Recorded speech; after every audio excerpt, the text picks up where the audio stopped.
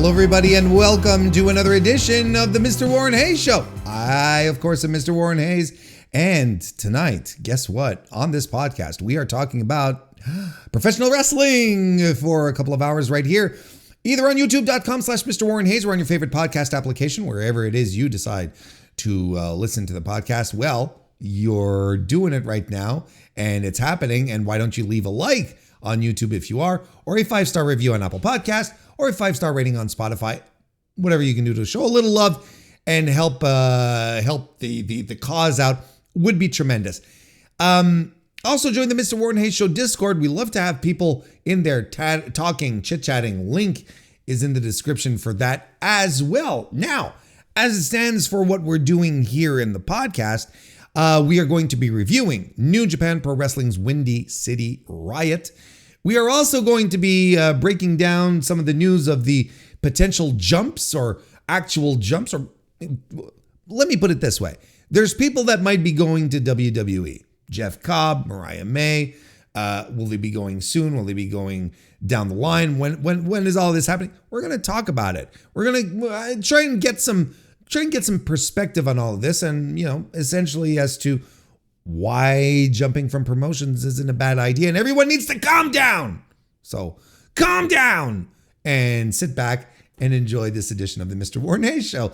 Thank you all very much for being here. Let's get right to it. There's jumps. There's people talking about jumping promotions. We're going to jump around, jumping from one place to another. There's been a lot of that talk over the past couple of days. First and foremost, we've got some chit chat here regarding Jeff Cobb in the wee hours of the morning on April 14, which was yesterday when we're recording this. Jeff Cobb, New Japan Pro Wrestling had a little press conference, put out some statements over on X, formerly Twitter, and announced that Jeff Cobb was leaving New Japan Pro Wrestling. And as a result, if we're following the article here written on the Figure 4 online website, as a result, the IWGP Tag Team titles he currently holds with Callum Newman have been vacated. His final match will be on April 19 when he faces Hiroshi Tanahashi in a singles match. The company wrote the following on their website, quote, "New Japan Pro Wrestling has come to terms with the departure of Jeff Cobb at his request. With Cobb, one half of the IWGP Tag Team Champions, those titles have been vacated. Cobb's final match in New Japan will take place in Korakuen Hall on April 19 against Hiroshi Tanahashi. New Japan Pro Wrestling profoundly apologizes for the sudden nature of this news and joins fans in wishing Cobb all the best in his future endeavors." And trust me, when they say, they being New Japan, when they say we profoundly apologize, that is sincere. New Japan hates it when their cards get fucked up. Their announced cards don't deliver. Like, that is one of the worst things that they absolutely... They don't like the subject to change. When you're advertised for a New Japan show, you are 100% expected to show up. And if you don't, that's heat. Unless you're injured, unless you're leaving the fucking company, that's heat. So I believe that. Last month, it was reported by Fightful that WWE was interested in signing Cobb, with one source indicating he was already on the internal roster. Dave Meltzer reported that while there had been talks, there was no confirmation of a deal. Cobb's contract with New Japan Pro Wrestling expired earlier this year, but continued working for the company as a free agent. In a press conference on Monday, Callum Newman was seen with both belts and mentioned recent backstage comments made by Cobb about wanting to face the IWGP World Champion Hiroki Goto, saying now he is the one issuing the challenge to the champion. The duo had held the titles for 9 days, defeating Tetsuya Naito and Hiromu Takahashi at Sakura Genesis. There's a lot to unpack here, obviously. First and well, why don't we get the Callum Newman stuff out of the way? It has been made official at Wrestling Dantaku. Callum Newman will be facing Hiroki Goto for the World Heavyweight Championship, the IWGP World Heavyweight Championship.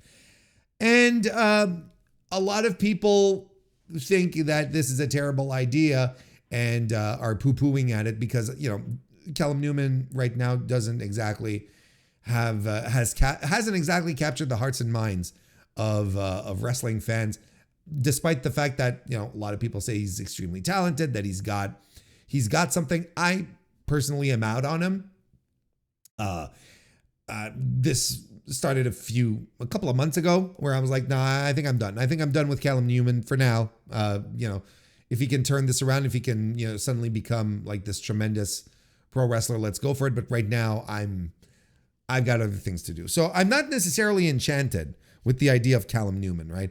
And then I'm like, because of course, the first reflex I had was like, why Callum Newman? Why the fuck are we doing Callum Newman? And then it's like, oh, wait a second. If not Callum Newman, whom? And I asked that to the chat as well. Like, if it is not Callum Newman who's going to challenge for the title, who else would it be? Tetsuya Naito? Come on now. Let's get real. It might be a little too early to go back to the Zack Sabre Jr. David Finlay just lost his shot. Shota Umino just lost his shot. Yota Tsuji is currently a champion, and he's embroiled with Yuya Uemura, so you can't slot Yuya in there. You could probably, I've heard people make an argument for Oiwa, but Oiwa right now, in my opinion, is in a position where he has to start winning matches. He's being put in these high-profile, high-stakes matches, always for titles, and he's always losing. And this is a kid who really, really does have promise.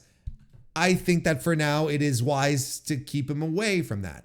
Do you run Hiroshi Tanahashi again? No. And logically, like everyone else on the card is locked into some kind of feud. You could make a case for Gabe Kidd as well, but Gabe Kidd is entrenched into the, for better or for worse, in the War Dogs House of Torture stuff, and they're, getting ready. They're gearing up for a big cage match, so that's going to be a special something. If it's not Callum Newman, and I ask this sincerely, who is the guy to do it? Who is the guy who is going to do it? I honestly don't have an answer. Right now, I don't have an answer. I don't have anyone better that I could just pull out from my sleeve and say, it's this guy, Konosuke Takeshita. I mean, that's a waste, because it's not even going to be in a position where you'll feel that Takeshita can win the title. None of this is interesting. None of it is interesting. And going to Newman, just ultimately makes the most sense. Anyway, that was a slight sidebar. Let's get back to talking about Jeff Cobb. Like the article said here, it was reported last month by Fightful that, WWE was interested, that he was already on the internal roster. And Cobb ended up trying to play with that, trying to create this buzz online. We talked about it a little bit, by saying, oh, the internet said I should be gone. When he won the titles, here's the goofy part. I'm going to say the goofy part out loud here. The goofy part in all of this is that I don't know who speaks to who, okay? So I'm speculating here, but bear with me, okay? Put your tinfoil hats on. We're speculating. This is not news. We're just theorizing. The goofy thing in all of this is that it is very likely Jeff Cobb, who picked up his phone and sent some text messages to some reporters, Sean, and saying, hey, you know what? I'm going to WWE. My contract is up. New Japan is not going to renew me. I'm going to WWE. So, of course, the reporters do their due diligence and they reach out to WWE, and WWE's like, fuck. And they, let's say he is signed and they go, oh no, we don't know what you're talking about. Or one guy tells Sean, yeah, he's already on our internal roster. Or it's either that or just Cobb is trying to leverage his way into a better deal, which is also possible. But he goes and feeds the reporters this new, like, there's very little doubt. Again, I don't want to give the impression that I absolutely 100% know, because I don't. But Cobb is absolutely feeding the news, like, it feels like that's how I want to phrase it. It really feels like he's feeding the news. Then he's turning around, cutting promos on saying, wow, the internet are saying that I'm leaving. And and then he wins the titles with Newman. And then he, outright, says right after he wins, he grabs the microphone from the broadcast headset off of Walker Stewart. And he starts saying something to the effect of, the internet thought I was leaving. You still think I'm leaving, internet? W to me, L internet, or whatever, right? And I'm like, this is so goofy. It's all information that was planted. It's all information likely that Cobb likely put out there, and now he's pretending like, oh, the dirt sheets got it wrong, when it turns out that the dirt sheets got it right. Because the information he planted ultimately ended up being true. You know how goofy this is? Our boy Alan Forel said something to the effect that this guy thinks he's playing 4D chess, when in fact, like, he's playing snakes and ladders, and everyone sees what his next move is. It's, it was kind of embarrassing, to put it mildly. It was kind of embarrassing. And look, I've talked about, we've talked about Cobb in the past, but what I want to chat about is, kind of make some sense out of what happened exactly here, kind of like make sense of what happened, because the interesting thing, it's unique. It's a unique situation, because New Japan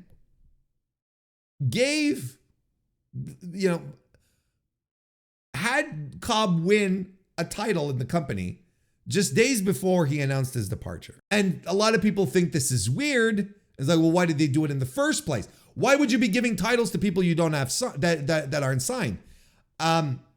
Longtime listeners here will know that will have allowed me to inform them that a lot of guys work on handshake deals in New Japan, and you'd be surprised how many people, and you'd be surprised who, I think. So that's never really necessarily a deterrent. So it's not like, oh, fumble. It's just like something that happens. But bear with me here, okay?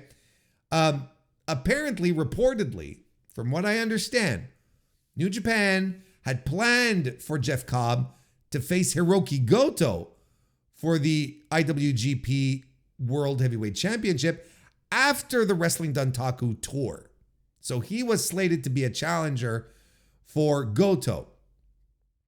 So the speculation here that's been pulled up, and principally by Joe Lanz over at the Flagship, who did a great report on it, he believes that WWE moved up Cobb's arrival date, and it took New Japan by surprise. Cobb probably went to the office and said, look, I got to leave now. I can't finish up my dates. I got to hit the bricks, right? In the previous administration of World Wrestling Entertainment, it was generally encouraged for people coming into the company to finish their bookings before coming in full time. So, but it's a Vince thing, right? It's a Vince thing, that comes from all the way back in the day, where it's like, okay, well, I'm finishing, I'm moving on to this other territory, but I'm going to finish up my dates and then go. As we like to say, doing business the right way. And I think New Japan probably felt that old Jeffrey here had, had enough history with them and respected them enough to, not pull what he pulled. And when he said that, I'm probably going to, that they set up all these plans and whatnot, I'm sure he was confident that WWE didn't need him until that far down the line and that he could wrap up his dates and his engagements with New Japan. But it turns out that might not be the case. That WWE, like I said, just pushed up the dates and decided and cracked the whip and said, no, you got to come in now. And we have precedent for this in this new administration, right? Because they did it with Stephanie Vicaire too, right?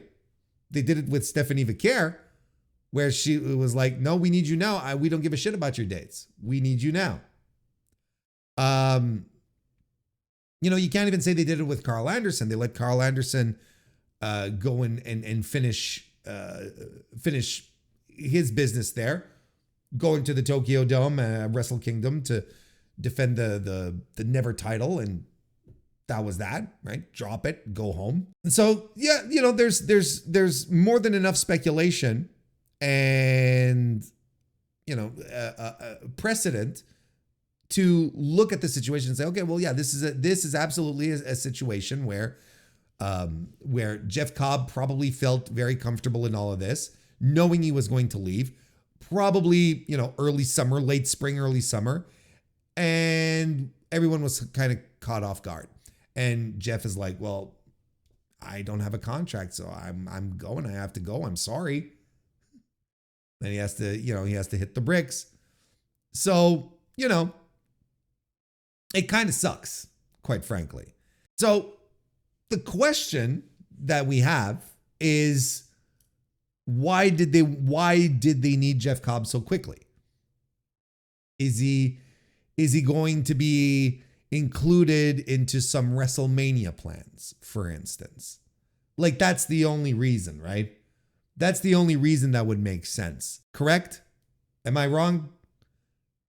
Like, what other reason would you suddenly, like, immediately just tug on him to come back and like, no, you can't finish your dates. We need you now. And what is so necessary for him to just drop everything and run? Because don't forget, this is a guy who lives in Japan. He's got kids living there. They go to school. He's got his life there. And now he's got to uproot it like in a flash. I'm sure the money's good enough to do that. Don't get me wrong. Is he involved in some kind of angle? Does it have something to do with Dwayne and his Rubik's Cube thing? I think we might be stretching it a little bit. But look, this is the case of a guy who, saw the opportunity to make more money. And, look, a couple of months ago when Jeff Cobb when it was first speculated that he was leaving, I said pretty much everything I needed to say there, right? So I won't reiterate in tremendous detail, but ultimately, I'm glad for Jeff Cobb if he's at this stage of his career, he's able to go work for a major North American company and get a lot of money doing so he can be absolutely taken care of. And that's good. And and you know who benefits from this? And I don't want to sound harsh, but New Japan benefits. And it's not because Jeff Cobb was this, incredible weight that just was keeping everyone down. Au contraire, I've always liked Jeff Cobb. Big soft spot for the guy. But I do recognize that he's been around the block quite a few times in the company. I think he's hit his ceiling, and it's a good idea for him to go elsewhere and explore. It's a good idea for him to jump, which is the theme of this stream. It's a good idea for him to jump to another promotion and test the waters there. It's fine. And when I say that New Japan benefits from him leaving, that means there's a free spot for someone else to come up in. And that's healthy. And again, we're going to be using this example again very, very soon. We're going to be using the exact verbiage very, very soon in another situation. Spoiler, pro wrestling, like nature, abhors a void. If there is a spot that opens up, there is someone else who will slide in and take that very spot. And it's probably someone fresh, probably someone new, someone maybe you're itching to see a little more from on TV. Like, there's benefits to this for both Cobb and New Japan. Right now, and I haven't really read chat yet, so I can't, I don't know exactly what chat's comments are on that level, so bear with me here, but I have not seen any New Japan fan sitting down, pouting, and going, can't believe Jeff Cobb is leaving. What a loss. What a fumble by President Tana. I don't see anyone going, like, saying that they're upset that Jeff Cobb is leaving. Au contraire, I'm not saying that I'm seeing people throwing parades in the street being happy that he's gone. What I'm saying is everyone that I've seen talk about this kind of have all the same vibe. And it's like, good for him. It was time. Good for him. It was time. And I agree. And I think it's going to be good for him. And it's going to be good for New Japan. I think it's a very mutually beneficial thing. And if he gets thrown into an angle with the, with the bloodline because he's from South Pacific, even though he's not even close to being Samoan, well, good for him. He's going to be in a big time angle, right? He's just going to be in a big time angle. The WWE fans, they love their Pacific Islanders these days. What do you want? I mean, that's just how it goes. So, I mean, good for him. And he's going to get people people are going to turn their heads. He's a larger than life guy. He's got big room energy. He's going to fit in perfectly. I don't know what kind of push he's going to get. I don't think they're bringing him in to be a main event guy. I think, I think he's a great guy to pair off to elevate Jacob Fatu, because I find Fatu has a lot more upside than Cobb has. So I think that, but Cobb is he's a great talent to help elevate. And I kind of think that's why they're bringing him in, setting him up with the bloodline, joining up, with the old Gorillas of Destiny. It's going to be a New Japan reunion. Maybe eventually they'll bring Tala Tonga into this. Who knows? But yeah, but the point here that we need to remember is that this is a good time for him to jump, and it is beneficial for him, and it's beneficial for New Japan. Still on the subject. Oh boy, did we have some discourse today regarding Mariah May, who is believed to be heading to World Wrestling Entertainment. This is speculation, of course. I believe it all started this morning, today, when Dave Meltzer and Brian Alvarez started discussing the rumors of Mariah May's AEW contract expiring this summer. They did that on Wrestling Observer Radio. Meltzer pushed something that I started hearing in my circles, my haunts, right after Revolution. But Meltzer reiterated that May's long-term goal is to be in WWE. Everything else is just a stepping stone to get to where she wants to be. People have been digging up old pictures of her from her old Instagram post, I should say, where she went to an older WrestleMania, and it says one day WrestleMania or whatever, all those, that kind of stuff. Later in the day, PW Insider was told that Mariah May still has, quote unquote, significant time left on her contract. So anyone who is expecting her to, show up somewhere real quick, well, let's just hope you're not holding your breath, because you're going to choke and die. One source believed that May's AEW deal, this is still according to PW Insider, May's AEW deal could run through November of this year, while another source believed that there may be additional time beyond that. This is a situation right now that is developing, of course, that, like I said, I've been hearing this stuff for the better part of a month at this point, right? Where, I've heard some things. And let's keep in mind, all of this could be planted. Okay, we just talked about it with Jeff Cobb.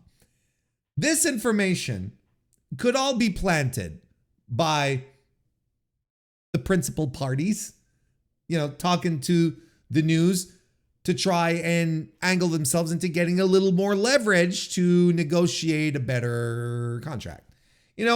May is another one that we've talked about recently when this news first started to pop up, that we talked about it here. The likely scenario is that a guy like Tony Khan is going to throw everything at May for her to stay. And the only thing that Tony Khan can really throw that has any weight really is money. So I think he's going to throw quite a bit amount of cash at her, because I think he really likes her.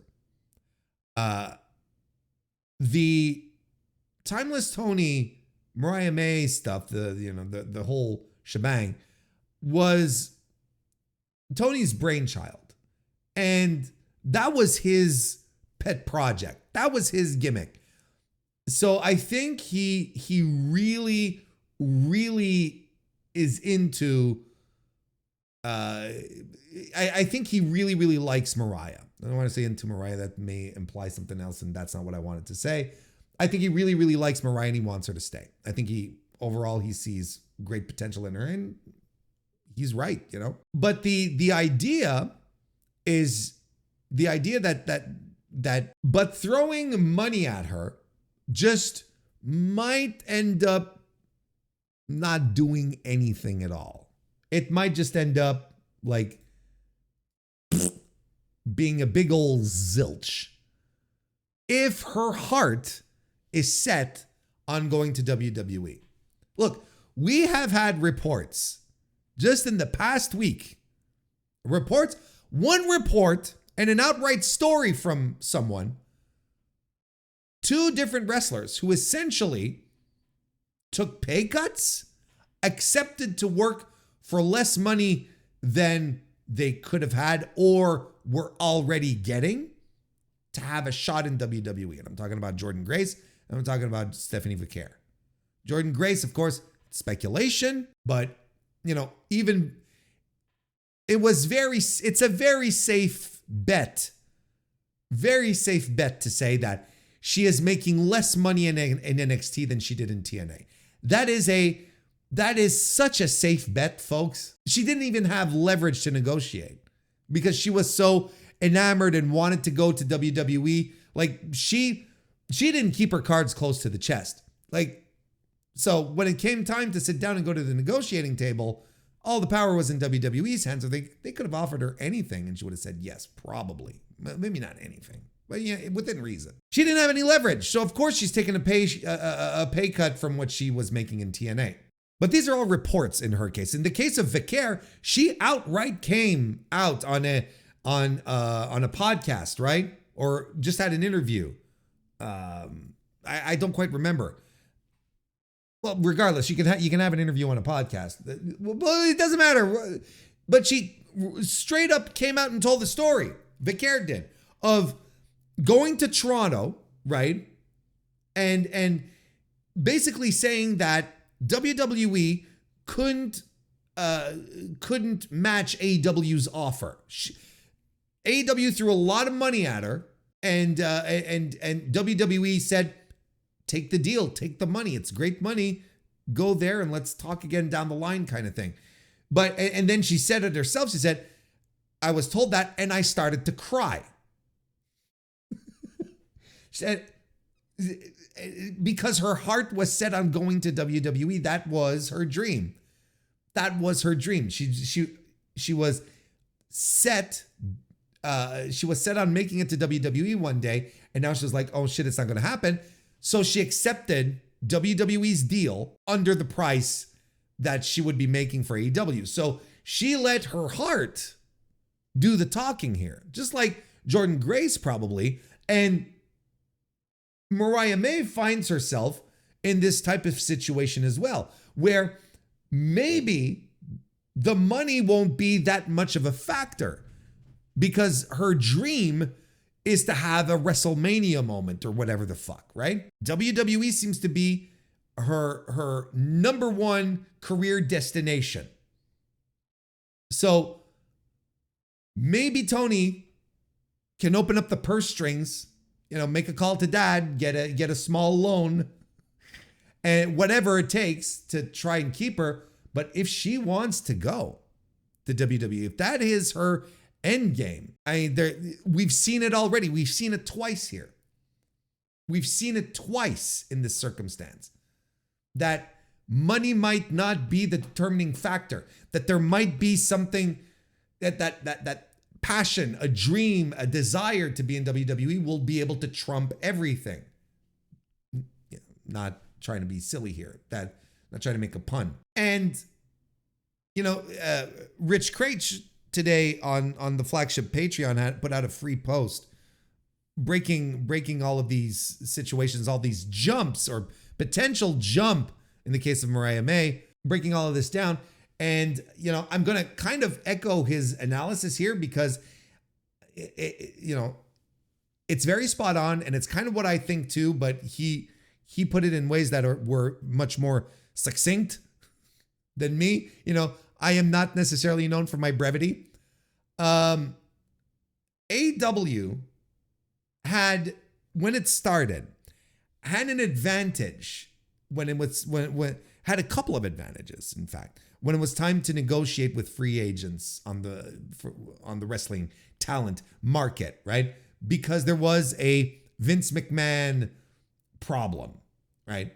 As Rich said, where basically you had to please Vince if you wanted to get booked. And it didn't matter if you were good. It didn't matter if there was if the crowd was really into you. If Vince was into what you were doing, you'd get a push. WWE for years had been booked for an audience of one. Everyone knows this. So that was an initial problem. That was an initial advantage that AEW had. Now, this perception, and I'm not saying this is reality. We're talking perceptions here.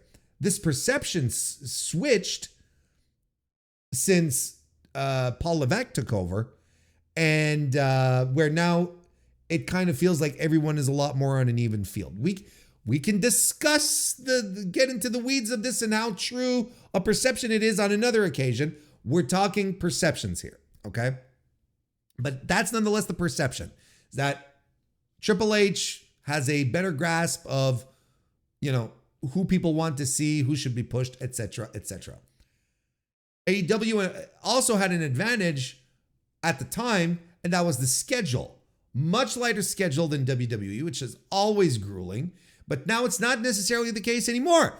WWE has pulled back on its house show schedule. So now AEW has lost another advantage where it's like, yeah, you come and work once a week and then you can go spend the weekend with your family. Whereas WWE for a while was like, no, you're on the road 3-4 times a week. So that's an advantage that they lost. Plus, right now, the perception is that WWE is cool and AEW is uncool.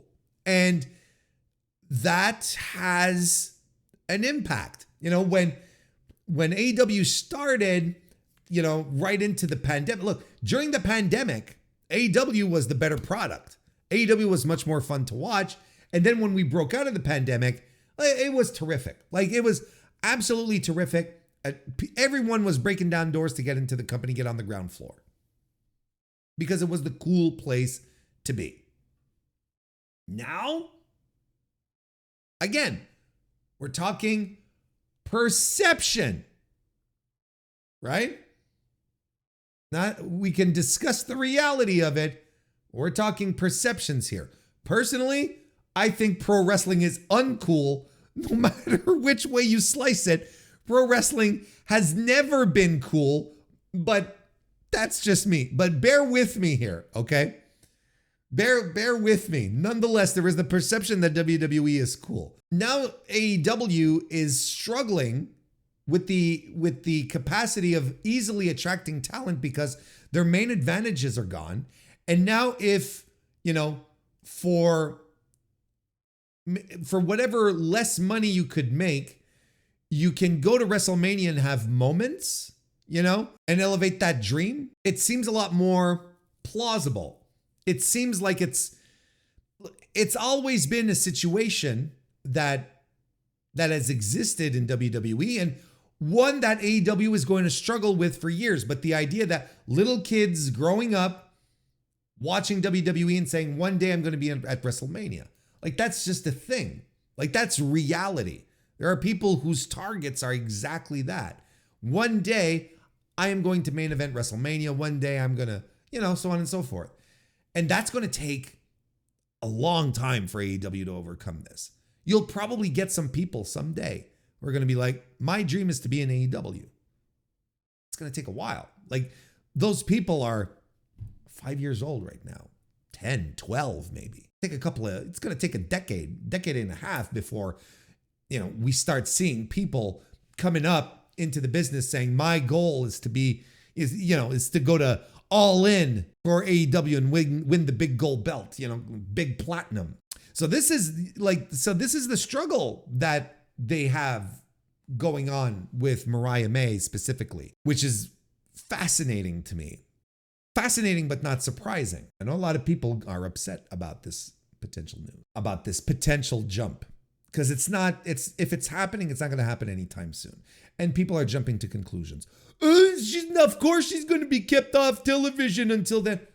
We don't know. We have no idea. We have no clue. Like, I think Mariah May being off television right now is absolutely the best thing. After that big finish at Revolution, the best thing you can do right now is have her, if she's to return, have her return like out of nowhere. A surprise. Don't announce her. Just have her show up. People will lose their minds, especially with all this news being leaked. Which leads me to believe that a little bit of this is a plant. And we're not exactly being 100% truthful here, but But fans are upset. They are upset. I've seen all 5 stages of grief on the blue sky regarding this. People are just nuts, just bonkers about someone leaving the company, right? And I'm in the exact same place I was when I reviewed Revolution. I'm in the exact same spot when it comes to Mariah May. You would be hard pressed to find someone who could have a better exit from any company than Mariah May, because she goes through this year-long feud. What was it? 18 months or something like that. This extended storyline into a feud with the world champion. She becomes world champion in a tremendous one that captivated the imagination of AEW fans and ended up, putting Toni Storm over like a superstar. And she loses the feud in the most brutal, dramatic, satisfying conclusion I think you could get. It was satisfying for, pro wrestling first guys like myself who watched the match, was like, this is one of the greatest women's matches I've ever seen. Let's go. It's a match of the year. And it satisfied the people who were into the story because of how it finished, and they're draped over each other, and a little callback to to their relationship throughout the story. Everything was satisfactory. If Mariah May, big if, Mariah May were to leave AEW now, after this, I can't hold it against her. This is the best way to leave. I don't know what, like, if anything, coming back risks tainting this great vibe that she has. She has a fantastic legacy right now, as far as AEW goes. She could just leave it as such. You know, I've said it multiple times. Again, for myself, all of the nonsense with the timeless Toni Storm, and there's a lot of stuff that didn't click with me. There's a lot of stuff that didn't click with me throughout the story, especially when the timeless gimmick was keeping Toni Storm from having great matches. When the gimmick was getting into the way, that's where I was like, this is unacceptable shit. I really don't like this. But again, like, that's just me, right? And the one thing I think everyone needs to realize, especially the fans who are upset and clamoring that, you know, Mariah ending like this is, you know, did nothing and she should come back and she didn't put anyone over and she needs to put people over. Mariah May it becomes apparent now that the story is over, it becomes apparent that Mariah May's role in AEW was to turn Toni Storm into a true to form superstar, not the WWE definition, the Oxford Dictionary definition. Toni Storm right now has never been this over in her entire career. We can easily argue that Toni Storm is one of the top 3 faces of AEW right now. The fans love her. And, you know, she's wrestling like I think she can, and I think it's tremendous. Like, Mariah did her job. She said that they didn't put anyone over. False. She put Toni Storm over and put her over big time. Her job in this company, if you ask me, like, if we're talking, we're making comparisons, I should say, to the territory days. This is the perfect way to bookend it, to say sayonara and walk away. Like, it really is. She did what she had to do. She put Toni Storm over, and Toni Storm is virtually untouchable at this point. Now, however, I just want to add a little footnote here. I am not part of the crowd that thinks that Mariah May, ask the question, well, what else is there to do for Mariah May? Plenty. There's plenty for her to do. There's a lot of matches that are waiting for her.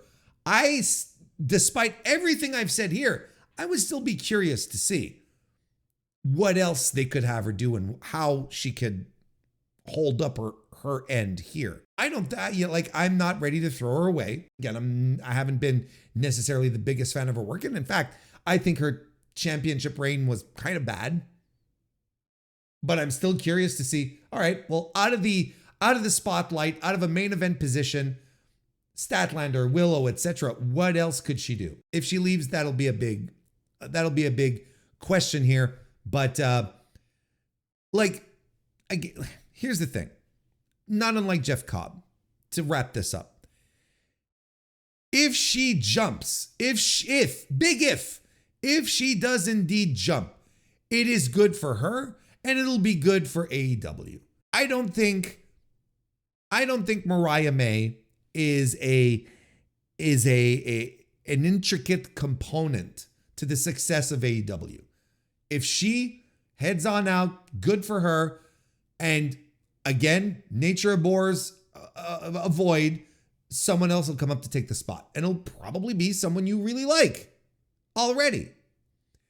So, but I'm not saying, oh, she's expendable. No, not at all what I'm saying. What I'm saying is that everyone is going to survive and move on, and AEW will be better off, and she'll be better off heading on over to, WWE, making tons of money, probably closer to her dreams than ever. I mean, good for her. The babies that populate, social media, X, some people on Blue Sky see this as like some calamitous issue because, of course, everything has to be part of this war that Eric Bischoff fabricated in his head 30 years ago that we still can't break out of. The best thing for any wrestler and any promotion is to keep the talent flowing. Talent that stays along too long, and we have tons of examples in modern wrestling of this, that stay too long and never refresh, never go off and do other things, get stale, get stagnant, audience turns on them. It's no good. It's not good for anyone. I know the game has changed. It's not the territory days, Warren. Yes, I know. But I wish people would understand that embracing change is very good. And if you like Mariah May and she goes to WWE, well, follow her career there. She's not dying. She's not being exiled to El Salvador. She's not being she's not being thrown into the bin. She's going elsewhere. You can follow her career still. She's not going to be in your promotion of choice. Well, tough luck. That's the way the cookie crumbles. That's just how it goes. And it's just beneficial for her, beneficial for the promotions. Everyone wins in these types of situations. So embrace the change. Embrace the jumps, folks. It's good. And it's good for you as a fan. It might not be obvious from the get-go, but it is even good for you as a fan when wrestling jumps happen. Even only having been 5 years old, AEW should be head and shoulders above everyone else with the talent they have and have had. I mean, they're doing really good for themselves. That's the one thing. That's the one thing that we keep forgetting and that it always gets lost in the sauce. AEW is doing so incredibly well. There hasn't been a success story like this in pro wrestling in years. Just as simple as that. So we got to stop pretending that, things are awful. Like, we'd like things to get better. We'd want things to improve for them, growth, etc. Of course. But we got to, we can't sit here and say and tell ourselves, AEW is not, No, come on. From a business perspective, it's doing extremely well. Like, I don't know what to tell you. Got all this money. And you can listen to the people who are like, oh yeah, but WBD, they don't have to renew like in 4 years. They're going to have to go through this again. And, that's when they're not going to get a big raise. And like, people are already talking about like 4 years from now because they can't handle, because they can't handle the AEW is doing well. They just can't handle it. But it's doing really well. It's doing really well. That this week, I hope everyone here, and anyone who identifies as an AEW fan, I hope you're all going to take a minute out of your day this week, 2, 3, whatever time you want to put into it, but take some time out of one of your days this week before Wednesday to take a victory lap around Eric Bischoff. I think you deserve it. I think we all deserve it. Because as you know, this is officially this week's Dynamite officially marks AEW Dynamite outlasting WCW Nitro and all of its 83 weeks of success. So it's victory lap week, folks. And even if you're not all that much a fan of AEW, let's say you're a fan of pro wrestling and you just want pro wrestling to thrive and have different things happening and, have a solid number 2 promotion, one that's doing well, that's successful, that is on national television, that is by all accounts profitable.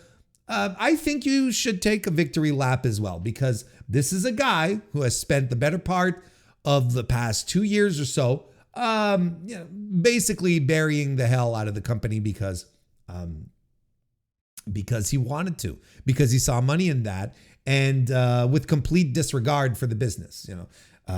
Joe Lanza has over on the Flagship has said that that Eric Bischoff is probably the biggest detriment to the pro wrestling business of all time. And I have a tendency to agree. I think he has, the 83 weeks aside, right?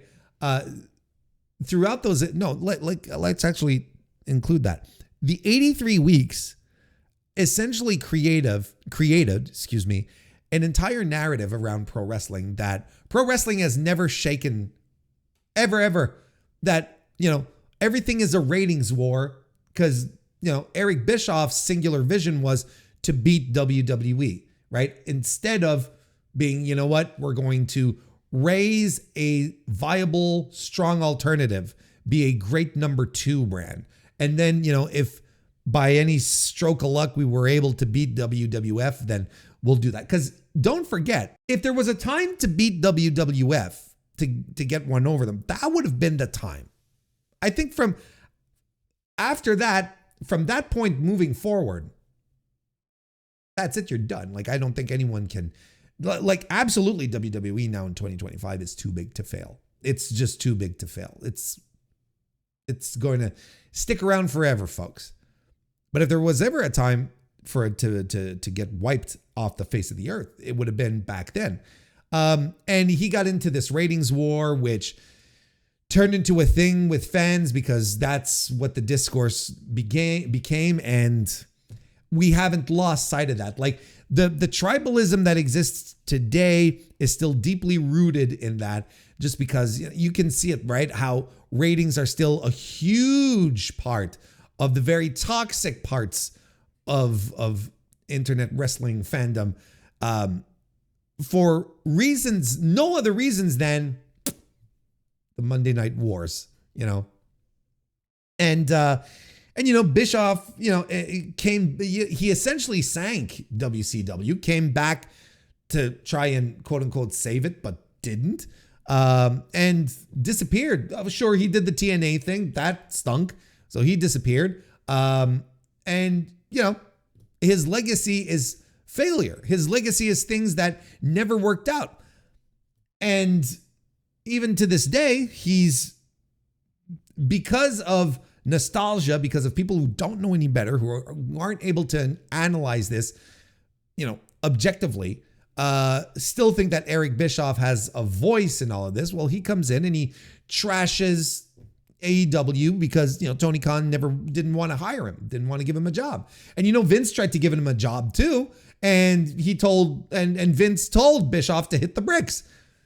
So, this guy is absolutely unemployable by any pro wrestling standard. Otherwise, he would have a job. All of these people going around grifting, doing the grift, or all doing it because they can't get jobs in the modern day business, for multiple reasons, but they're there.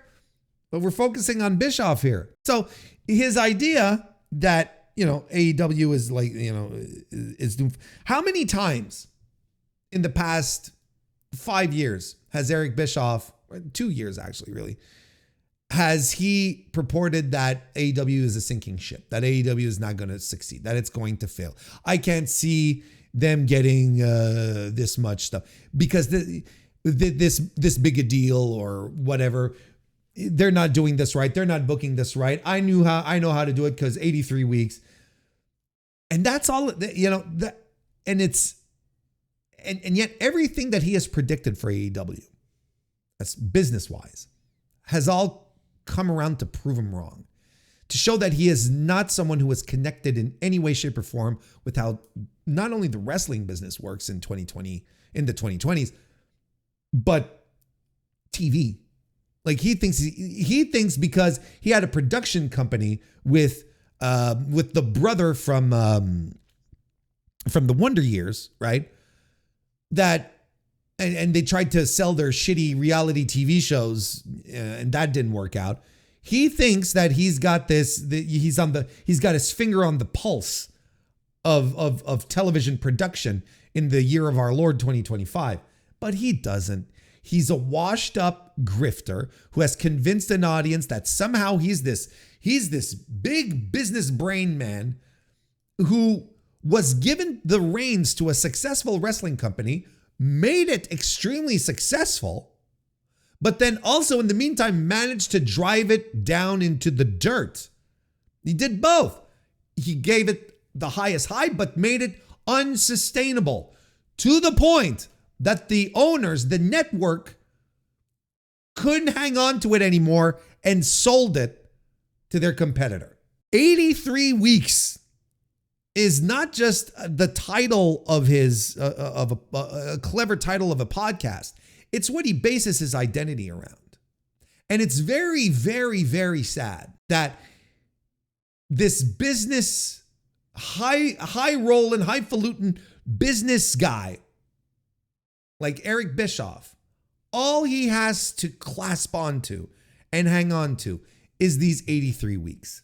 And he saw a startup promotion being successful without him in areas where he wished he could, because he's tried. When he tried to buy back WCW, when he tried with TNA and failed both times. Now someone else is doing it, and he doesn't have the brain power to understand that it's working out because the guy in charge is a billionaire that is able to put up tons of money to make sure that this startup got off the ground properly.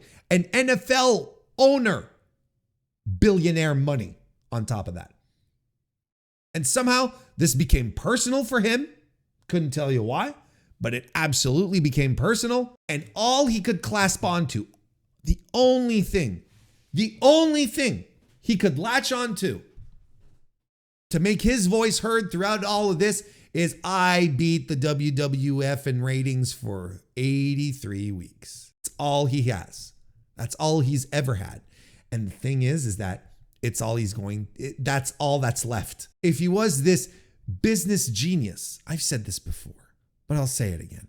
If he was this great business genius who understood the ins and outs of pro wrestling like no one else, he would not be sitting in his home in Wyoming, declaring bankruptcy and selling mortgages for Conrad Thompson for a living to try and pay the bills. I have no problem with someone working to pay their bills. Don't get me wrong here. All I'm saying is that if he was the guy he pretends to be, he wouldn't be in the spot that he is. He wouldn't be on a little podcast every week making people unhappy or other people happy. But ultimately, shitting on the wrestling business and where it's become, what it's become and where it's going. And I think that's the worst part of it all. It's a cottage industry. It's not just him, but he's very much at the epicenter of all of this, right? Or if not the epicenter, he's very close to the center, because it's very, very easy to take shots at AEW and try to break them down, but it's not objective. It's not objective, and it's never from a place of good faith that he does it. Because if he did it from a place of good faith, he would concede. He would nod and give props, as we say, but there will always be something else to complain about. Once the deal came in and the deal was big, they moved the goalposts. Oh, sure, they have a big deal now, but in 4 years, see, it's like, it's a never-ending cycle. It just never ever fucking stops. And I think he has poisoned the well.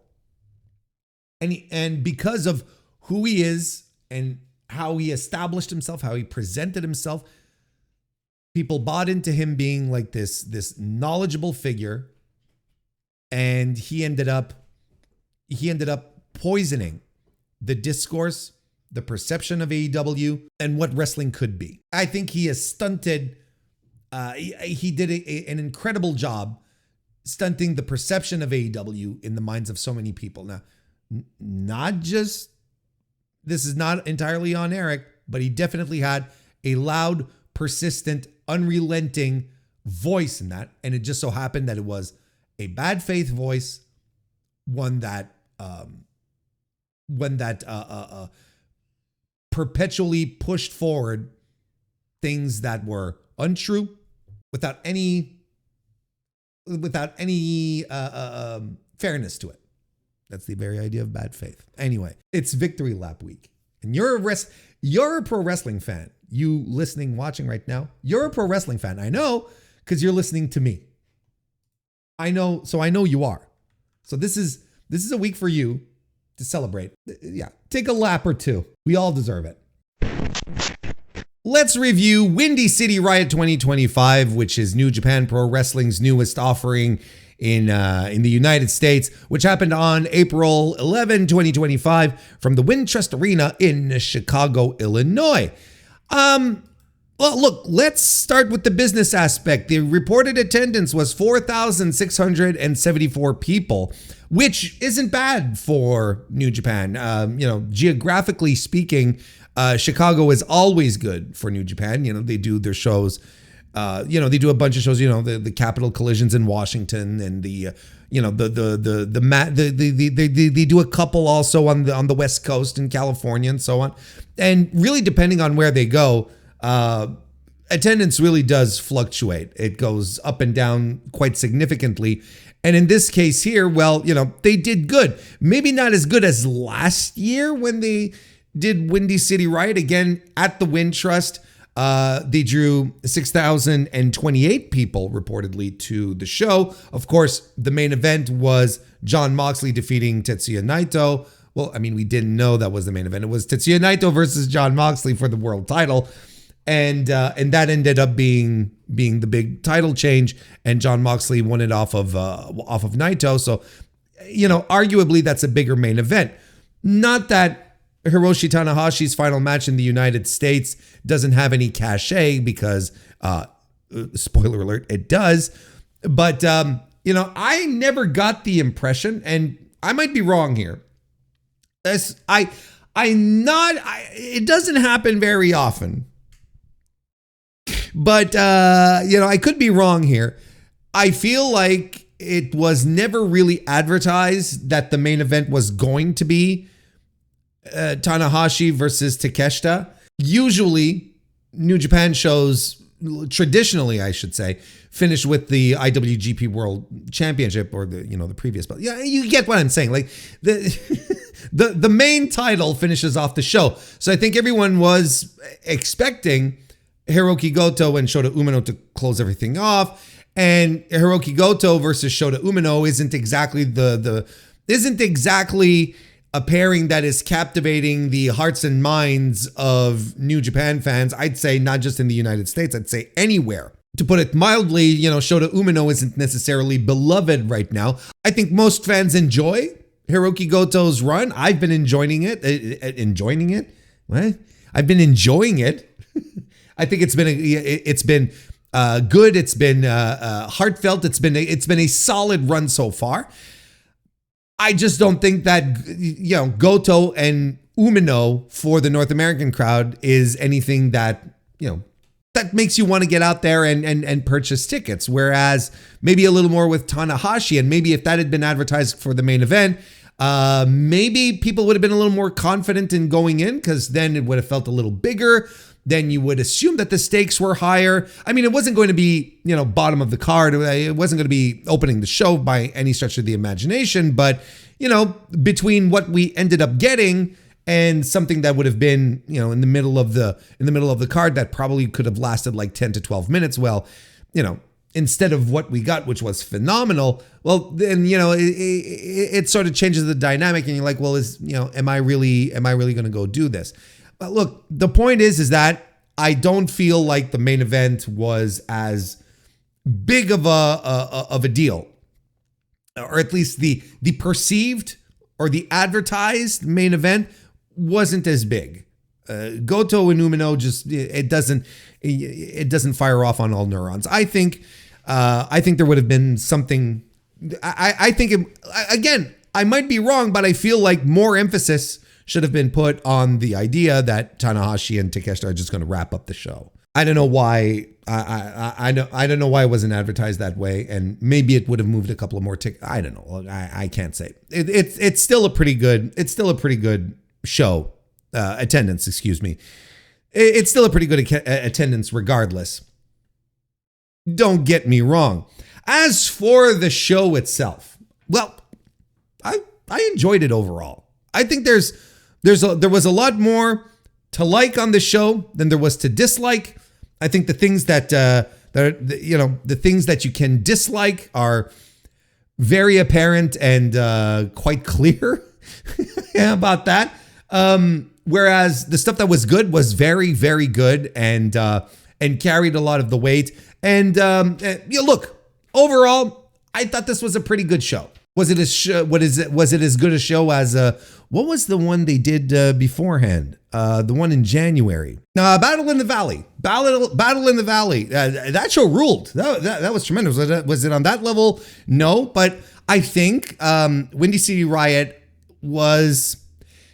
I think it was somewhat of a better show. I think it was a better show than Sakura Genesis. But let's get to it. Why don't we start breaking this down? And I think we got to start with the main event, because that's the main story of the card. It was it was the attraction. I know I was talking about the main event earlier, but I think Hiroshi Tanahashi's last match on US soil was the attraction.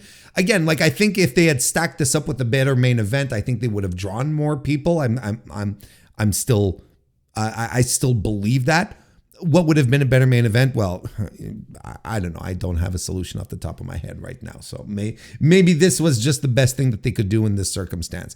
I'm just saying, had they built someone better than Shota Umino as a contender, then maybe it would have been a little more exciting. Look, but again, I don't want to reiterate all of that, but nonetheless, like the attraction, the main point of this show, which ended up ending the show, was Tanahashi's last match against Konosuke Takeshita.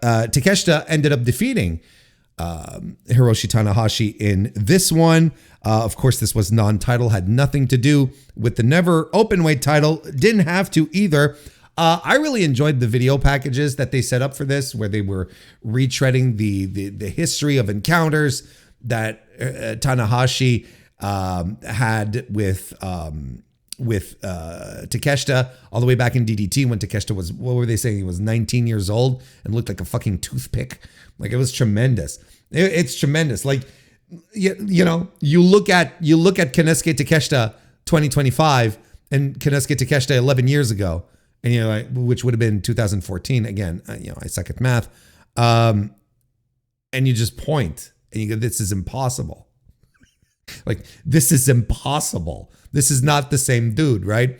Yeah, so I enjoyed them tying all of this in, and I got to tell you, this match was phenomenal. Just an absolute phenomenal piece of work, and without a question, we can't even start arguing about it. Like, I will not hear anything else. I will not entertain any arguments to the opposite. This was Hiroshi Tanahashi's best showing in 2025 since this retirement tour. Like, he looked as good as he can, and he looked as good as Hiroshi Tanahashi in 2025 can. Does that make sense? Like, I'm not saying, oh, well, fine, like, this is Hiroshi Tanahashi from 10 years ago. No. Like, this isn't Hiroshi Tanahashi from 5 years ago. This is the final form. This is end times Tanahashi. And for what it's worth, this is really the best that he has looked. I think a guy like Takeshita made sure that Tanahashi was able to work as good as he can within his physical limitations, and the result was phenomenal. They really decided to to have Tanahashi get a true emotional send-off that was charged with with struggle and the fighting spirit that animated a lot of that animates. It's not dead. What am I doing? That animates Hiroshi Tanahashi. So I'm not here suddenly saying, oh, well, the ace is back. Where has he been all this time? No, but he worked absolutely to his limits, didn't try to overdo things that he couldn't do anymore, and was even throughout it all able to surprise us with, or at least surprise me. I don't know about you, but he was able to surprise me with some snap that he had. Sometimes you had just brief little glimpses of the Tanahashi of old where you're like, oh shit, okay, he's still in there. He's, he still has that same drive, that same desire to go above and beyond. And that's commendable, because this is another guy. When I say another guy, the other guy being Tetsuya Naito, this is another guy who is completely shot, right? I think everyone is pretty comfortable with that. But as some had speculated, Tanahashi gets into a position where he has to bring out the top line game. Well, the top line game is what comes out. Again, within his limitations. But, this was not, Tanahashi versus Taguchi from a few weeks ago where you're like, all right. It's not Tanahashi versus Togi Makabe, where you're just like, this is a disaster. Can this end? This is big match Tana, knowing that this is his last opportunity, that he is going to put over one of the future stars of pro wrestling, and wants to make the most out of it, wants to shine in all of this. And it was tremendous. It was a tremendous, emotional, perfect, dare I say, perfect way for the Ace to wrap it up in the US. I don't think that he could have had a better opponent than Takeshita, really. Not only because Takeshita is one of the future names of pro wrestling. Like this is going to be a guy who is going to sustain this business as a future star moving forward. Not only in Japan, but in the United States, but probably going to end up more in Japan. And that's my other point, is that he's not just a future star, but a star for the Japanese audience, for Puro, right? Tanahashi said it himself in his post-match comments in the ring. He said something to the effect that I'm paraphrasing here, that I'm president of New Japan Pro Wrestling. I'm not going away, and I still want to make sure that New Japan Pro Wrestling is the greatest promotion on earth. Something to that effect. Said that we're going to dominate the world. We'll take over the world. Something to that effect, right? Well, Tanahashi's not a fucking idiot. He can see the talent that Takeshita has. He understands how special this kid is, and I don't think it's any surprise that they are doing everything they can to incite Takeshita to soft jump to New Japan once his AEW contract is over. Unless they continue with the dual contract stuff, I don't know. But I feel like, for me right now, Takeshita is becoming more and more a part of the fabric of New Japan than he is in AEW, which is kind of wild as a North American viewer. But that's still, nonetheless, I feel what's going on. And for Tanahashi to say, or to accept, like, I don't know how it all came down, but to accept that his final match in the US be against Takeshita, a guy who bridges the gaps between the US and Japan for the Japanese viewers, and for maybe even for a lot of North American viewers as well. That's not a mistake. And Tanahashi is a guy who has an incredibly great nose for talent. He saw it with Kyle Fletcher. he's seeing it with Takeshita as well. Like, this was a very special moment in Tanahashi's wrap-up year, and to bestow the honor of the last match onto Takeshita it's a big deal. And you can rest assured that Takeshita saw it as such and was probably very honored at it. And I think the finish of this match is testament to that there was a lot of pride that was being put into this. So there's a lot of pride essentially that went into this match. Pride from Tanahashi, pride from Takeshita, just pride all. I know it's a mortal sin for all of you Christian fundamentalists watching right now. That huge chunk of my audience, as everyone knows. But nonetheless, a terrific, excellent way to wrap up Hiroshi Tanahashi's story in the United States. Because this match was it was fantastic. I don't know what to tell you. Anyone who's been listening to my stuff, if this is your first time here, hello. But for the rest of you, you know how I feel about Konosuke Takeshita. I think he's one of the best wrestlers on planet Earth right now. He's still under 30. He's going to improve, and he's going to get better and better and better all the time. Like, this is a guy who will absolutely be on top of the world, and he'll be a top star in pro wrestling. I don't think there's any doubt, barring a something disastrous, injuries. There's the ceiling on Takeshita is so fucking high. It's all the way to the top. And once again, like I like to say, he is incapable of having a bad match. And here we are again, and he's having a terrific one with Hiroshi Tanahashi, with all of the limitations that Hiroshi Tanahashi has in 2025. We've already reiterated that point. Tanahashi starts off, and he's got a game plan, and he's working the knee, which I thought was really cool. So he starts working the knee. I mean, it's not something completely out of the ordinary. You're like, Warren, is this the first time you're watching Hiroshi Tanahashi wrestle? I'm like, no. But the point being is that Tanahashi is deciding to go down this route, this strategy, which is cool, and it works out really, really well. He's working the knee so well that he even stops a control period that Takeshita has by going for the knee. Dragon screws him as well, but then he eats a bastard driver by Takeshita. But in the meantime, then also Takeshita, after the bastard driver, had to roll around in pain because he landed on his knees.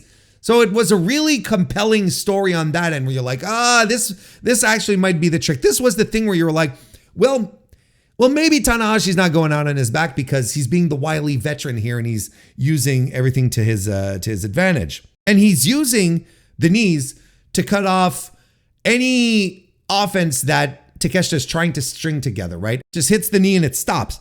Brainbuster, though, by Konosuke Takeshita sort of ends all of that. A little later, Konosuke Takeshita goes for a high fly flow, connects, covers Tanahashi, who kicks out at 1 to a big cheer from the crowd. Straight jacket German by Tana and a dragon suplex. Takeshita back up on his feet, eats a sling blade. Tanahashi goes for the aces high, and it connects and lands. But the high fly flow, once again, like his most successful move, but also his most poison move, because sometimes it just goes against him. He goes for the high fly flow, and Takeshita raises the knees up. They slug it out, and a huge knee strike by Takeshita, then lands another, and another, and another, and another. He pummels Tanahashi with 5 of them, and after each one, Takeshita is torn, but not like over dramatic, where he's like, no, he's not pulling at his hair and, doing one of these, or screaming at him, stay down, or saying, I'm sorry, I love you. None of that. But you can see like there's a conflict where he just wants Tanahashi to stay down. he wants to stop kneeing the ace of the universe in the face, but Tanahashi keeps getting up. So what does he have to, the only thing he can do is continue to knee him in the face. It was such a good segment. And then finally, what it finally takes to put down Hiroshi Tanahashi were the Harashima double knees right to his face, which is a fun callback to Tanahashi's feud with Harashima, who for a long time was the top guy in DDT back when Tanahashi was coming up. And it's interesting here that you have the DDT guy, AEW, but also DDT guy, who's doing the Harashima knees to Tanahashi to put him away. I thought that was a really nice touch, and that allows then Takeshita to do the burning fire for the exclamation mark. Put him away. He's done. And it's just fantastic. Just a fantastic finish. I fucking loved the finish.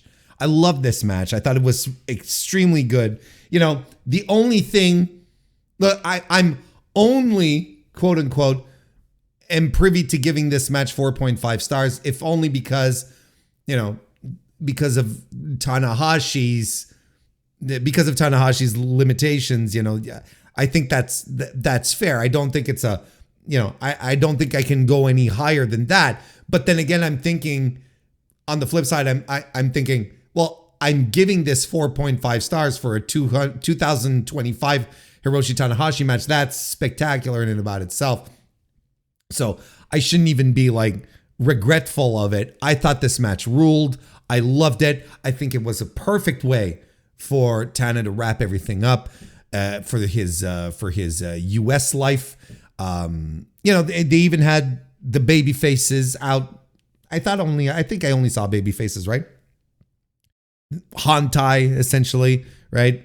But there were a lot of people from Hantai who were out to support Tanahashi throughout the match, and the crowd was so into it. What a great crowd this was overall. I'll say great crowd. Hang on a second. It was a great crowd for this match and for a couple of others in the evening, but there were some moments that the Chicago audience was, I don't know if they were spent, I don't know if they were distracted, I don't know if they were tired. Long week of work, I don't know. But we'll get to that. But they were on fire for this one. I think everyone was really, who was in the Wind Trust everyone was in the Wind Trust was really, really excited for this match, and it really showed. And both guys completely delivered on that front. It was a really special moment. And Tanahashi got on the microphone, spoke in English at the very end to thank the audience. And like I said a little before, to say, I'm not really going away. I'm the president of New Japan, and I want New Japan to rule the world, or something to that effect. I'm paraphrasing. And he took his time. And this has kind of become a little bit of a tradition now with, it's kind of become a tradition with the main event winner of any of the New Japan North American shows. The winner will then just like walk around the ring and shake hands with fans, take pictures, sign autographs, whatever the fuck, that's something I think they've been doing for the past couple anyway. And Tanahashi did it, but when I'm telling you that he took the time to say goodbye to everyone there, or to shake their hand or whatever, take a selfie, like he would be going up the aisle a little bit, and then he'd backtrack. He'd be focused on one side of the rampway. He'd be focused on one side of fans. And then instead of, how wrestlers then will just turn to the other side, but won't go back. They'll just keep moving forward all the time. And then they'll go to the other side and keep moving forward. He'd back up. He'd back up to the people that he walked past. He really took his time, which I thought was tremendous. In my mind, I'm sitting there and I'm going, Tana, you could be charging each of these people like $100 a pop here. But this was not the time. He was out there to sincerely thank all the fans who had come out and wiping his sweat into towels, and and telling Fat Liger to not jump the ramp, all that stuff. It truly was a nice way to send him off. The match was terrific. It was a good little send off. He got a little choked up. I thought you could tell, he did one of these at some point, sort of regained his composure. Jesus Christ, this man he's going to be just like crying, like tears pouring down his face, right? When he in the Tokyo Dome on January 4th. It's just going to be preposterous. It's going to be quite an event.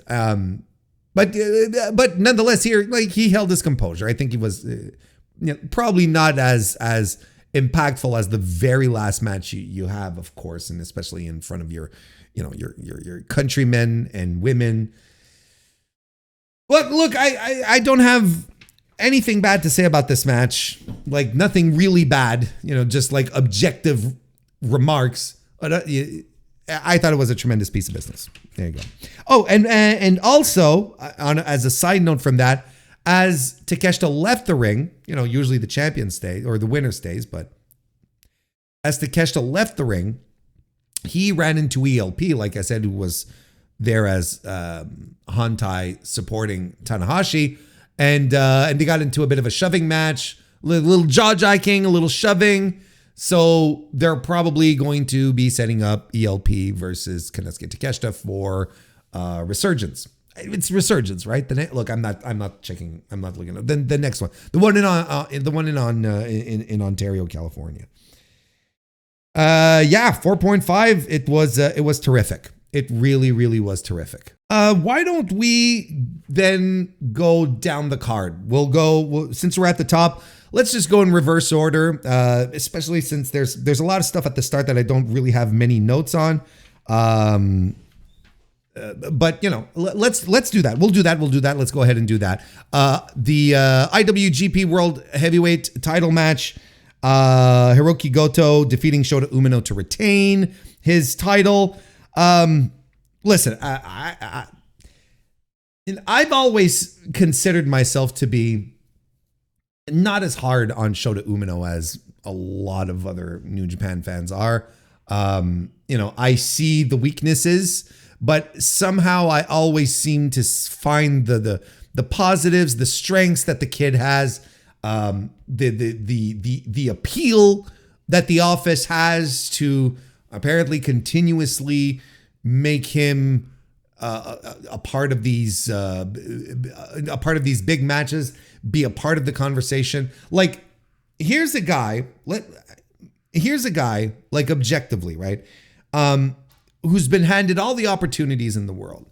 He's been placed in spots that other guys would love to have. He's a guy that the office clearly has a lot of hope for, and they believe in him. And I'm watching this, and I'm watching his progression, and a lot of people are shitting on him, and I'm like, well, let's give him time to put it all together. And he's struggling to put it all together. In the meantime, he's being put in these big spots, and a lot of people are rejecting him. The Japanese fans started rejecting him. They booed him, when he came to challenge Zack Sabre Jr. for the belt in the Tokyo Dome. He was rejected by the fans in the Tokyo Dome, and he shit the bed in the Tokyo Dome. And from that point on, I was like, no, this is not. I need to curb all of my expectations regarding Shota Umino. And despite all that, I still find myself oftentimes to be saying to myself when I'm watching people criticize him, to be like, he's not that bad. He's not as bad as people make him out to be. Except on this show, I thought he was exactly what everyone says Shota Umino is. A stiff, a guy who has no passion, who has no spark for pro wrestling. He was so incredibly dry in this match, just dry and uninspired, acting like a heel in a pro wrestling match. You know, I was joking with people as I was watching it, where they were like, he's not showing any emotion. They were saying, look, he's, you know, dead in the eyes and whatnot.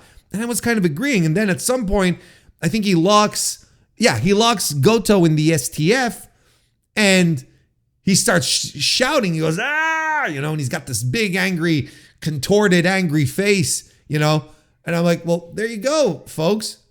He's shouting. He's showing emotion. Isn't that what you want? Of course, I was being sarcastic. Because even I was like, this is forced. This is contrived. This is not working. And he has, and it's a guy, you know, who was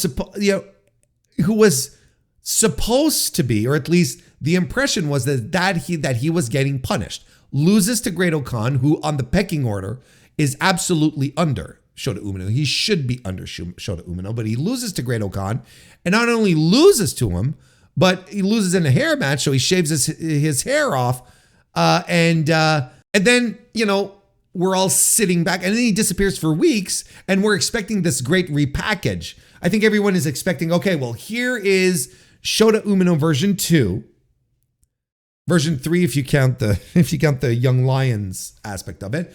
But look, the next version, the next chapter, wink wink, of Shota Umino, and he comes out to nothing. He comes out at the New Japan Cup, and he's essentially has the same gear on, only he's taken off all the glitter and color, and he doesn't come through the crowd anymore, and he doesn't have the glow sticks. But it's essentially the same thing.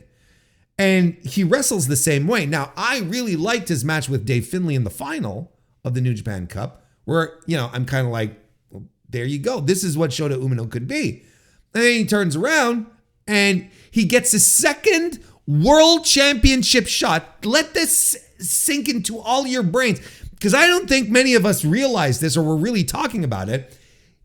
Despite being in a position where you're like, okay, redemption run, punishment, let's go. There's none of that. There's no need for redemptions. There's no need for punishments. He is back for the second time in 2025, in the first 4 months of the year, 2 World Championship shots. And not just 2 World Championship shots, a bye in the New Japan Cup, and makes it to the finals of the New Japan Cup. That ain't a punishment. That's not what I consider a punishment. That's a guy who's still in the conversation. That's still a guy that they see as a top guy. And then I see matches like this, and I'm like, there is no reason. There is no conceivable reason that Shota Umino should be in these top tier, top level conversations of us chatting about how, you know, how great he is and how much he's going to fucking change the world or whatever. It's not happening with this guy. Or at least, hang on, let me say that again. He still has work to do. We're not there yet. And yet they're trying to tell us that he's there or that he's on his way. And if he's on his way, look, I don't have an issue. It actually makes a lot of sense. If he has to work his way back, makes a lot of sense. But he's not working his way back. He disappears for a couple of months, and he's back into world title contention, despite losing the New Japan Cup. It's bonkers, right? Doesn't that just boggle your mind? But I thought all of his worst instincts were on display here, and Goto's offense, his explosiveness really did help give some pulse to this match, and he worked hard. I mean, I can't say Shota didn't work well. You know, there's just no life to it. It's just like going through the motions. It's like it's like a homunculus doing pro wrestling, right? I don't know. You know, we get the Shouten Kai and the GTR for the win. I don't know what to tell you. Like, most of my notes are just like how boring this match was, despite it being really well worked. Like I didn't look. You know, I'm gonna go and give it a 2 3/4 stars, which is typically, what I give to matches that I think are not, are uninspired, that are kind of dry and dull. And unfortunately, there were long stretches of this match, which really, really were. I really liked Goto afterwards, talking to the crowd. Better English. I had never heard the guy speak English. His English is pretty good. Like, better than Tanahashi's, I'll tell you what. I thought he was pretty good. Yeah, and I spent a lot of time here shitting on Shota, but Goto, I think everyone does like the Goto run, and the audience and the Win Trust were into it. They were chanting for Goto. They were excited to see Goto. I think this, Joe Lanza recently said that this was to him his favorite championship run in all of professional wrestling right now, and I have to agree. This is a show. This is a run that is 100% organic and makes sense and has been years in the making, and it's drawing good business on top of it all. So what is there not to like about it? Like I think it's one of these things where you just feel really good. It feels good. It's not someone coming out where you're groaning, you're going on to this guy again, or oh boy, we're long in the tooth. It feels good. It feels good. I think it's, it turns out it might just be a good idea that they didn't put the belt on Finlay at Sakura Genesis and continue this way. This is one of the most inspired things in pro wrestling today, right now. Yeah, and I think the Win Trust was in on it as well, so that was terrific. Zack Sabre Jr. defeated David Finlay. I was a little surprised at the result here. But maybe we're gonna have David Finlay lose a couple of matches and build him back up, kind of thing. That could be it. Maybe Zach is gearing up to be in contention for something. I don't know what the plan is, but a special singles match like this usually has some kind of significance for both the winner and the loser.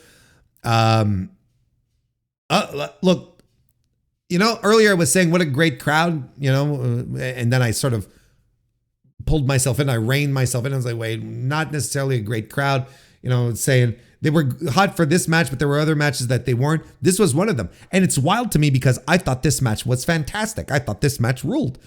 I thought these guys were giving everything, and the crowd was somehow, they were sitting on their hands. I don't know, again, like, were they still exhausted from Ishii Kid? Were they just excited to see? Were they just waiting now for Tanahashi to come out? Like, I couldn't tell you, but this match was fantastic. Like, it was exactly. Look, it's not the first time that these guys go, but in this form that David Finlay has right now, which is very good, and don't let anyone tell you otherwise.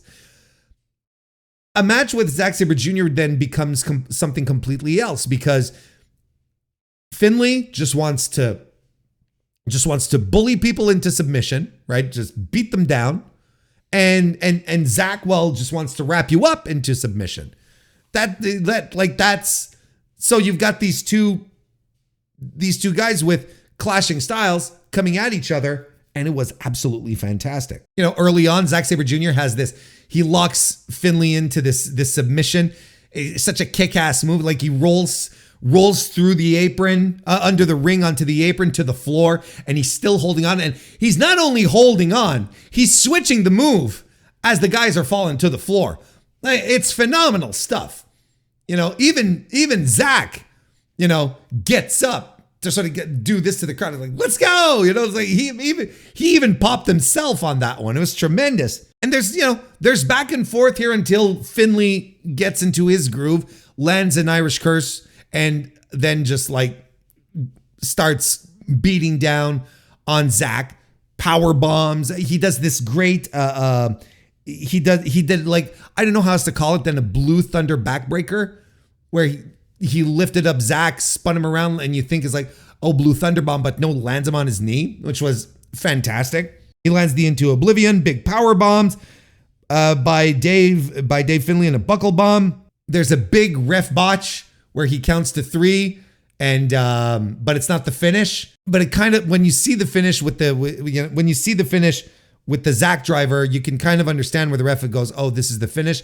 And the guy's like, no, this isn't the finish. But you can see how the referee fucked up. But yeah, I mean, the Chicago crowd let him have it. I thought this was really good.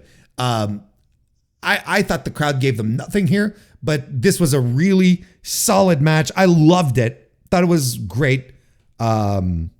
Yeah, let's go for 4 stars. 5 stars, but I didn't like it that much. 4 stars. How about that? Still good, but Then Tetsuya Naito and Titan defeated El Fantasma and Rocky Romero. I gave this match the Gentleman's 3 because Titan worked his fucking ass off in this match. He was the MVP of this otherwise completely unnecessary and dopey little tag team match. He did everything and anything of note, even got the pin on Rocky Romero.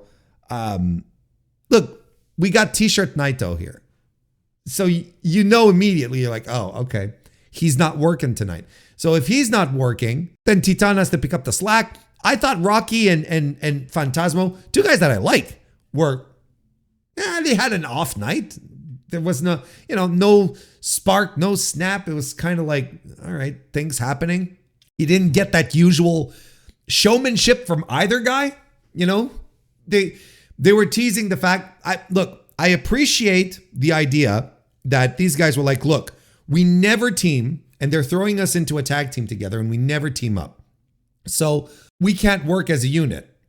So let's show some cracks in this foundation here. And I thought that was a nice little touch, but it wasn't enough to make this match like really interesting.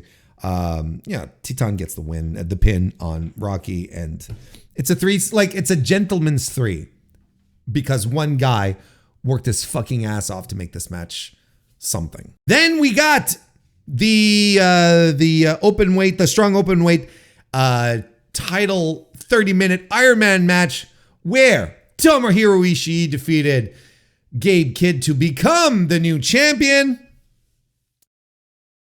This was exactly what you thought it was going to be.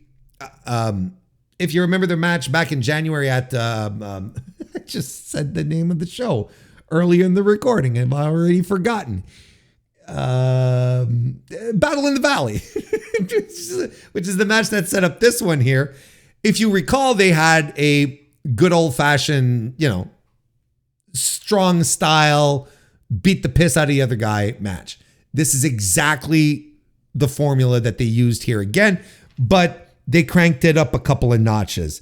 There was a lot of beatdown. There was a lot of big moves, dropping the other guy, decapitations with lariats, etc., etc. Kind of what you expect out of these 2 guys. Now, I know, and even for a lot of people and myself, Tomohiro Ishii will always have a special place in our hearts, because I included myself, so I got to do our. We'll always have a special place in our hearts, but I think we're also at a moment where we have to come to realize that Tomohiro Ishii is, even though he can still go, and we can't, send him off to the glue factory just yet, he is starting to show some signs where you're like, oh, well, okay, we're going down a path here with Ishii. Maybe this is why he didn't want to do a G1 tour. I can kind of see why.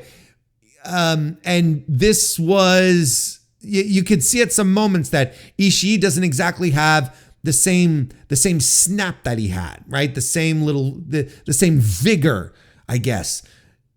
Nothing remarkable, nothing on the level of, Tetsuya Naito in 2025, but nonetheless, it's starting to show. I thought it showed in this match in a couple of occasions. There was a messy exchange at some point. And, just Ishii's retaliations and whatnot. Sometimes, you expect him to react another way and a certain way. And then you're like, oh, well, it's still good, but it's not like that special level of Ishii good where he's got just a little more a little more stank on it, you know. So nonetheless, you know, this was really good. You know, they're doing lariats, they're doing open hand strikes, you know, they're turning their chests bright pink, and we get, you know, superplexes and DDTs. We got Ishii doing the headbutts out of nowhere.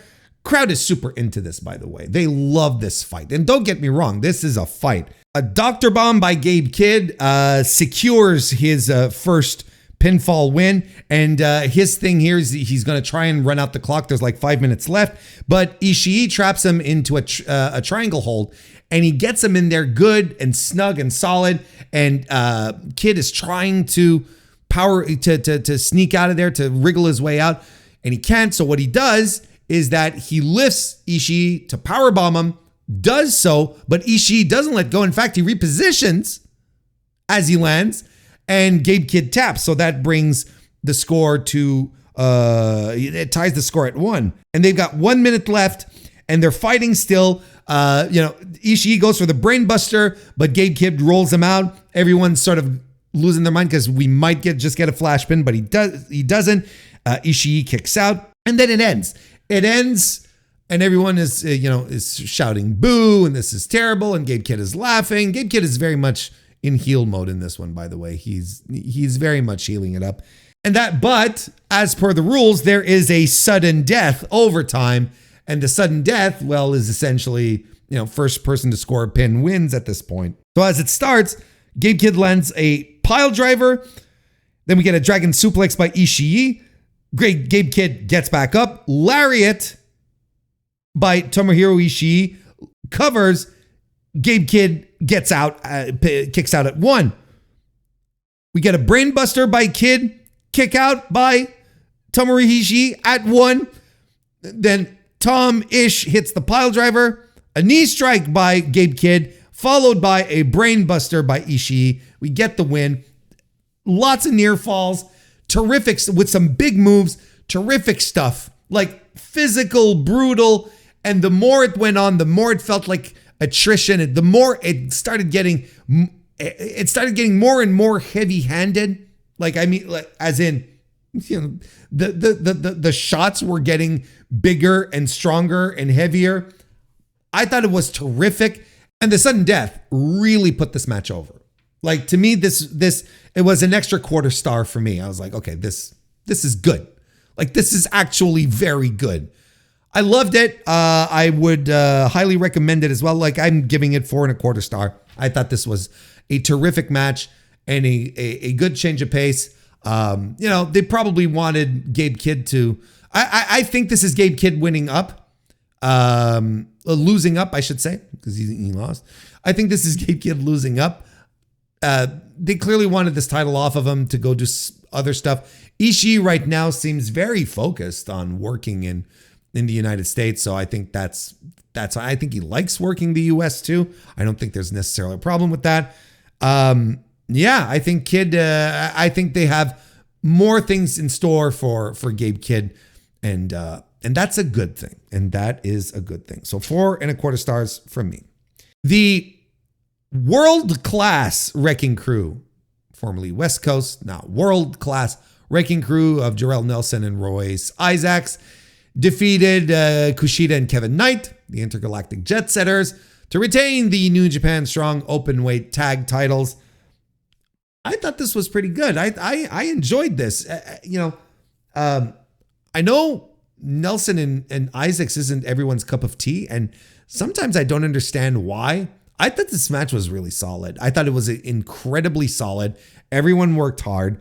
The Wrecking Crew did big power moves, which is their thing. That's what they should be doing. And the Jet Setters were awesome. There's no other way to say it. They were just incredible. They were awesome. It ruled. I don't know what else to say here. There's Kevin Knight here continued to do some amazing things. You know, I sort of looked at a couple of things that he did here, and I'm like, he could do this in AEW, and that would get him over as well. You know, he did a spectacular Rana off the off the top rope. Like Isaacs was holding Kushida, against his chest, kind of like before you lift a guy into a powerbomb. Kushida was upside down, and Kevin Knight jumped up. He bounced off the ropes and did a Rana on Isaacs. So he flipped him off along, and Kushida followed. Like, it's just something absolutely tremendous. Like, holy shit, this rules. Just a great visual. It was spectacular, I think is the word we need to use. And the Wrecking Crew win because TJP was ringside for some reason eating some Dunkin' Donuts. And I didn't quite get it. I didn't quite see it, but Jarrell Nelson used the bag to his advantage to get a cheat win. I don't know. He cheated to win using a bag of Dunkin'. I don't know what to tell you. And then after, TJP is there clapping his hands, and because TJP, as we've been told, is a freelancer now, and he calls his own shots. I'm like, that's not how it works.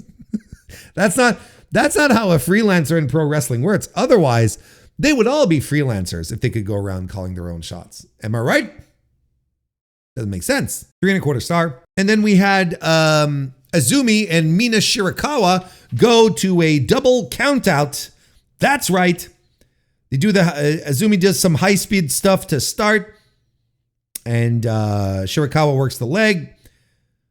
Locks in a figure 4. Of course, Azumi gets out. Eats a spinning elbow. Triple suplexes by Azumi. Avalanche sling blade by Shirakawa, who lands in another figure 4. Azumi rolls her up after a La Mystica attempt for a close 2. And then they fight on the floor. Can't get back in on time to beat the 20 count. This match gets thrown out. Yeah, look, I was enjoying this, and I thought it was quite good up until the finish. I was like, what a shame. I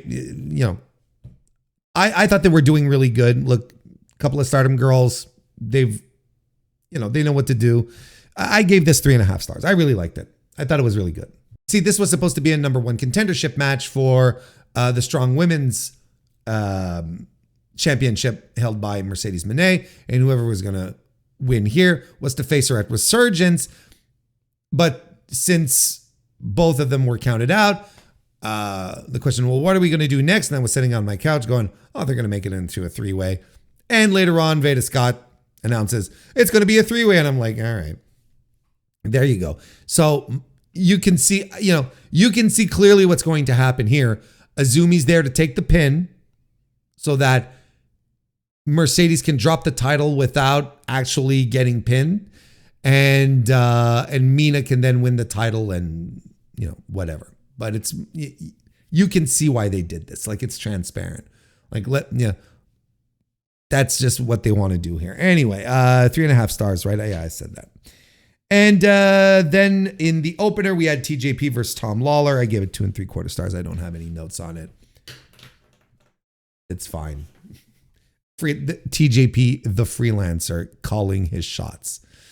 And otherwise in the evening, there were the Young Bucks also, who challenged the War Dogs to a match at Resurgence, which is in their hometown, as they say, Rancho Cucamonga, in Ontario, California. And they said, we got some friends we can call, some OGs that we know, and it's going to be too sweet. And I, immediately did the Naked Gun face palm bit only with myself. And because I realized that meant that they were going to call the Good Brothers. So Carl Anderson and Suntan Biker Man are going to be booked on a New Japan show. Carl Anderson wins again. I think that's all of it, right? I didn't watch the pre-show, unfortunately. I have no, I'm sorry. I wasn't ready for the pre-show. I didn't miss a minute of the main show, but I couldn't make it to the pre-show, so I can't share my thoughts. That pretty much wraps it up. That's my review of the show. like I said, I think it's a good show overall. I think there's a lot to like in it. I think the things that are not good are glaring, and that's fine. And look, I think my recommendations: Tanahashi and Takeshita. I think that's a no-brainer. Kid and Ishii, it's a hell of a blast. It's fun. I think you should watch Zack Sabre Jr. and Dave Finlay. If you watch those, the first two, absolutely. And if you've got 15 minutes to spare, go with Zack and Finlay, and you will be absolutely entertained. Everything else is skippable. If you wanted to watch the whole show, that's fine, but you don't have to. There's nothing else really that. But if you'll enjoy a good wrestling show overall. I'd skip the opener. I'd skip the LIJ Fantasma Romero match. Other than that, everything else is good. I enjoyed the show. I thought it was pretty good, and was solid in the spots that it had to be. Oh, and you can also skip this show to Umino, which is a shame, but because of Goto. But that's the review. And that about does it for today's edition of the Mr. Warren Hayes Show. Thank you everyone for tuning in, for joining me today. One more pitch for a like, a review, a rating. All those stuffs are fantastic. And look, they do help grow the podcast. I wouldn't talk about it if they didn't. So I appreciate it in advance. Otherwise, I will be back on Thursday for the Dynamite review. We'll be streaming as well on Thursday. Stand by if you are a YouTube subscriber. Very, very soon, my best matches video for the month of March is going to be coming. It's coming very, very soon. It's going to be available first for members of the Mr. Warren Hayes Show channel. So if you want to become a member of the channel, hit the join button and get early access to that. But that's coming up. Lots of great matches, of course, happened in March. So I'm going to be breaking them all down. I'll be excited to share them with you. That's coming up very, very soon. I know I said it was coming up very soon, like 10 days ago, but man, what do you want from me? Things happen, and now things are happening as well, but in a positive sense. So that's what's coming up here. Otherwise, I'll be back next Wednesday with another edition of the Mr. Warren Hayes Show. So thank you all very much for being here, for your support. Go watch some Randy Orton and get back to me. Have a great WrestleMania weekend, and I'll see you next time.